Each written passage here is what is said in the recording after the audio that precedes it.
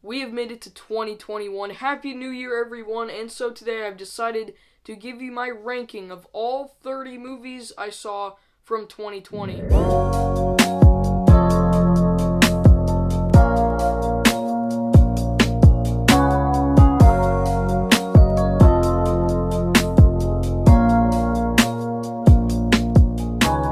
Welcome back to another new video, everyone. Since I actually got to see 30 new films that came out in 2020, here is my ranking. I will not be talking about every single one of these films. I'll give you my full ranking, but I will only be talking briefly about the top 10. Comment down below, what is your favorite film of the year? Tell me all your thoughts, and without further ado, let's get started with my ranking. So right now I'm just going to show you the bottom 20 movies, and then later I'll talk about the top 10.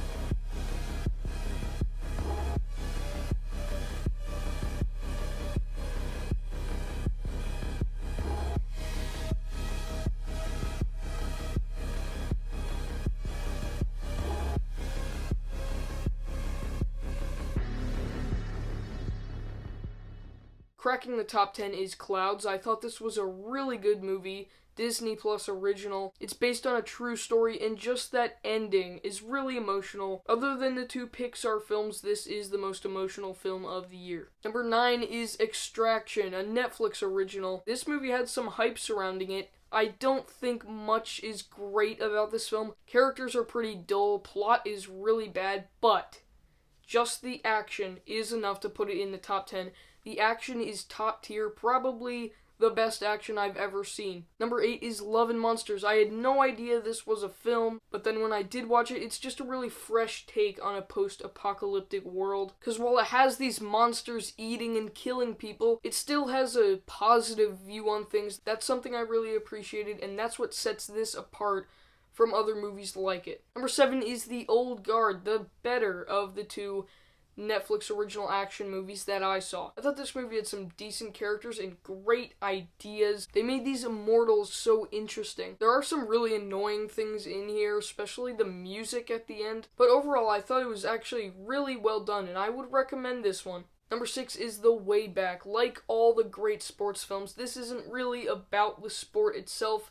It's more about this character. It's more about getting to know this character. Ben Affleck just gives an amazing performance in The Way Back. Just a really great film. And I have to say, The Way Back is definitely better than my number 5 spot, which is Phineas and Ferb, the movie Candace Against the Universe. Now, I really enjoyed this one. At one point, this was my favorite film of the year. And while it's definitely not in the top 5 best, it's in my top 5 favorites. Phineas and Ferb is just my favorite childhood TV show, and honestly, this was just the perfect way to bring it all back, and seeing these characters again is good enough for me. I just had a blast watching this movie. Number 4 is the first of the two Pixar films on this list, and that is Onward. Onward comes in at number 4. I've talked about this movie quite a few times on my channel now. Just the central relationship of Ian and Barley is so well done, and their character arcs and what they learn throughout this journey is really great. I just think the two Pixar movies from this year show Pixar getting right back on track. They're getting back to what they do best. And making my top 3 is Tenet. Now, while Tenet is very frustrating in a lot of ways, I haven't made much progress when it comes to actually understanding the main story and what our character's goal is, but I'm just so fascinated by the concept and the action. I just love learning about this concept of these objects moving backwards in time, and the way they do the action, incorporating that concept, is mind-blowing. Now, while there's still a ton that I don't understand in Tenet, it's so entertaining, and the action and concept are enough to satisfy me. Number 2 is Soul. Soul feels like classic Pixar. While it is my least favorite of Pete Docter's movies, unfortunately, it's still really great. I love Monsters, Inc., Up, and Inside Out, and I really do love Soul, just nowhere near them. in my opinion. It's ambitious, it has a crazy concept, it has a lot of great ideas, and it has really interesting characters. I just don't think it was concluded in a good way.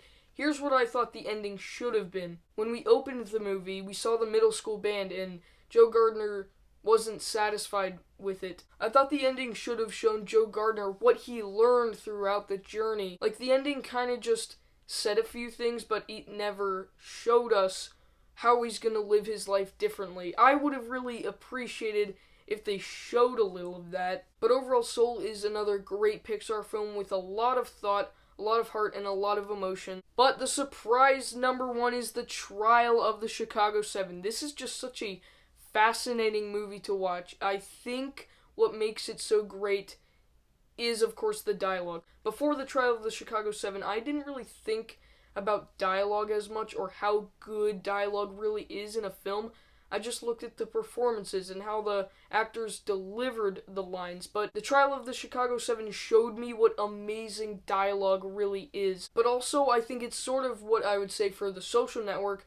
What makes both of these movies so great is, of course, the dialogue from Aaron Sorkin, but also the interesting structure where you have the flashbacks going on, and then seconds later, you get to see them talking in the present, dealing with those events, and I just really like that structure. So that's what makes both of these films so great. So The Trial of the Chicago 7 is my surprise favorite film of the year. This random Netflix original that I didn't really know was coming out, wasn't anticipating. I expected Onward, Soul, or Tenet, or one of those to be my favorite, but it turned out The Trial of the Chicago 7 comes in at number one. So thanks for watching, everyone. That was just my ranking of all 30 films I saw that were made in 2020. If you want to check out my more in-depth thoughts on a lot of these films, check out the playlist right up here. I didn't get to talk about a lot of these, but I talk about a lot of them right up there. And you can see another one of my videos right up there.